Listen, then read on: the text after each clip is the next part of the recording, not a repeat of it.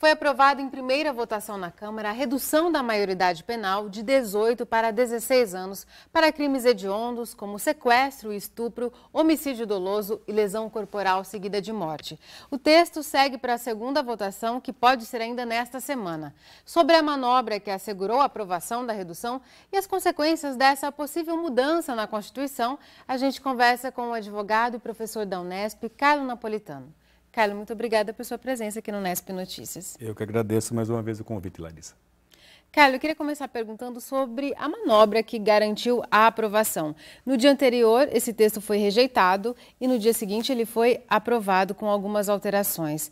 A própria Ordem dos Advogados do Brasil, a OAB, e alguns deputados contrários a essa mudança, eles questionaram como eles consideraram ilegal essa manobra. O que a Constituição diz sobre esse tipo de situação? Então, quando se trata da tramitação dos projetos de emenda à Constituição, o artigo 60, parágrafo 5º do texto constitucional, prevê que a matéria rejeitada ou prejudicada numa sessão legislativa não pode ser reapreciada na mesma sessão legislativa. O que é a sessão legislativa? É o ano, né? É o ano de trabalho do Congresso Nacional. Então, para esses deputados que foram derrotados nessa segunda votação e para a OAB, a Ordem dos Advogados do Brasil, há o entendimento de que essa matéria já tinha sido reprovada na quarta-feira. E essa segunda votação que ocorreu na quinta não poderia ter acontecido.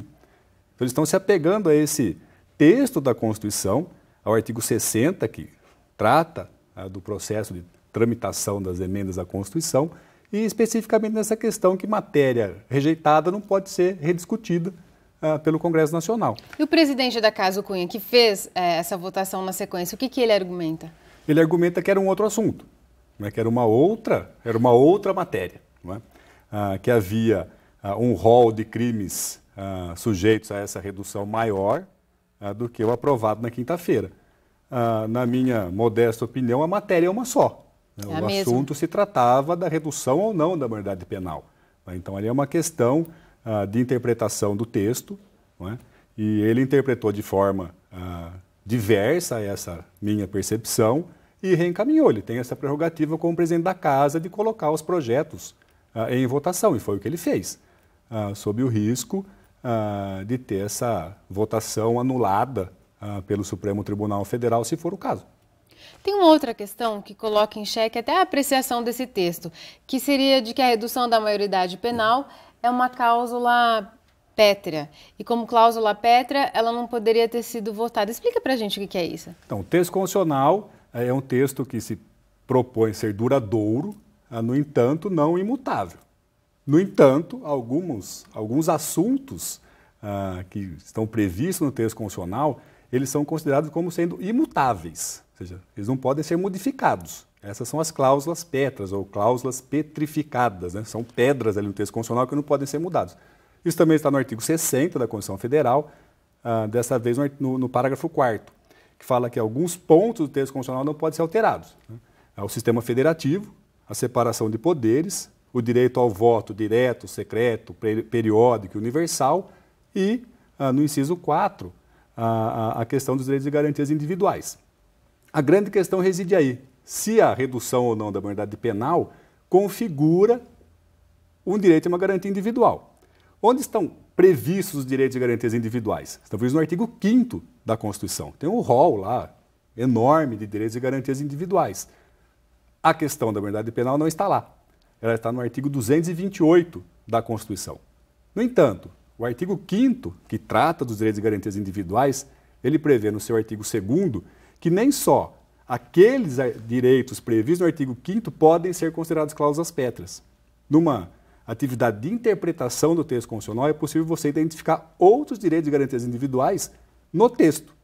Então, isso dá margem para que seja considerado uma cláusula pétrea. Dá margem para a interpretação, né, de uma extensão desse direito individual para outros direitos previstos no texto que não no artigo 5º. E alguns juristas já se manifestaram sobre isso, que a redução, que a cláusula prevista sobre a maioridade penal no artigo 228 seria uma dessas cláusulas pétreas possíveis de serem interpretadas nessa interpretação extensiva do artigo 5º. Né?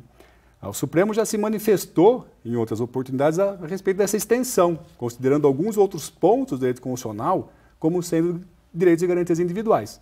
Não há uma manifestação específica sobre a maioridade penal, mas há uma interpretação jurídica nesse sentido, ou seja, vários juristas de renome interpretam dessa forma. Outros, também de renome, interpretam de forma diversa, ou seja, numa interpretação mais restritiva do artigo 5º, ou seja, tentando encurtar essa questão da imutabilidade do texto. Para essa mudança ser aprovada de fato, ela tem um caminho longo para seguir, né, Carlos? Quais seriam os passos? Ela tem que ser votado 2 vezes em cada casa do Congresso Nacional. Já foi feito uma vez, né? Teria que ser votada a segunda vez, como você anunciou. Ela vai para o Senado Federal e, se for aprovado no Senado Federal do mesmo jeito, também em 2 oportunidades, por 3/5 do Senado, aí se publica e se torna uma emenda à Constituição e passa a valer como regra. Se houver mudança no Senado Federal, o texto tem que retornar para a Câmara dos Deputados para rediscussão.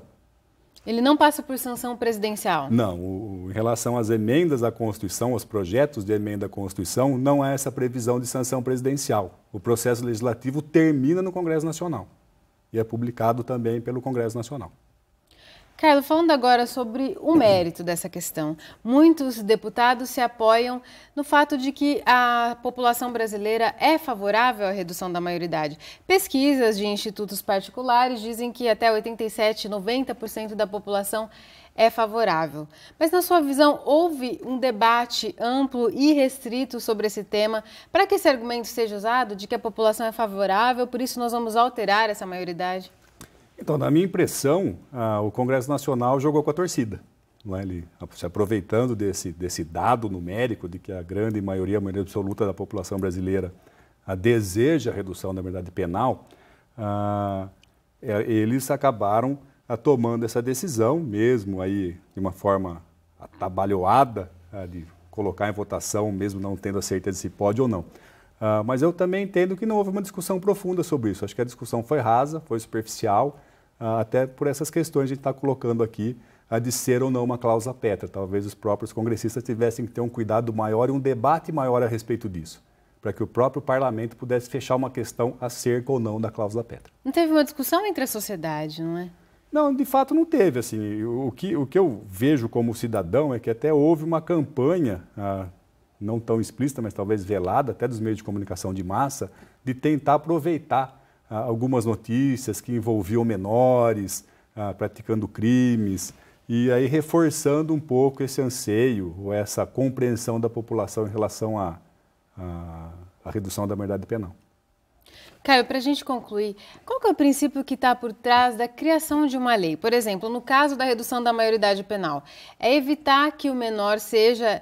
O princípio final é evitar que o menor seja exposto à prática de crime, ou no caso é punir, tornar ainda mais rígida a punição a esse menor que envolve? Porque se for o primeiro caso, essa medida tem um efeito contrário, não é? Vai expô-lo ainda mais a uma carreira no crime, colocando ainda mais cedo nesse sistema prisional que a gente sabe que é falho no nosso país. A legislação penal tem 2 finalidades. Uma é punir o crime cometido e uma outra é tentativa de ressocialização do criminoso, né? Quando se pensa no menor de idade, o Estatuto da Criança e do Adolescente ela pensa muito mais no segundo momento, que é da ressocialização, do que na punição. Tanto é que as penas são mais brandas, o cumprimento da pena é num sistema menos rigoroso, mais abrandado. Então me parece que essa proposta ela tende muito mais a privilegiar o primeiro aspecto, que é o punitivo, e não da ressocialização, né? E pensando num jovem, né, numa criança, né, de 18 anos, 16 anos, talvez isso seja exagerado, né? Me preocupa muito uma das modalidades criminosas que está prevista ali para a redução da maioridade penal, né, que é a lesão corporal seguida de morte. A gente pode imaginar um garoto de 16, 17 anos que pega o carro do seu pai para dirigir mesmo com a anuência do pai. Se ele causar uma lesão corporal e isso se for seguido de um eventual falecimento da vítima, esse jovem, essa criança, né, esse adolescente, ele pode estar sujeito à penalidade pela redução para esse caso específico. Então, acho que a sociedade não debateu isso muito bem e há um risco ali de a gente pensar muito mais na punição do que na ressocialização de um garoto, de um jovem de apenas 16, 17 anos. Caio, muito obrigada por contribuir e aprofundar essa discussão aqui no Unesp Notícias. Eu que agradeço o convite. O Nesp Notícias fica por aqui. A gente volta a se encontrar amanhã às 5h30 da tarde, ao vivo. Tchau!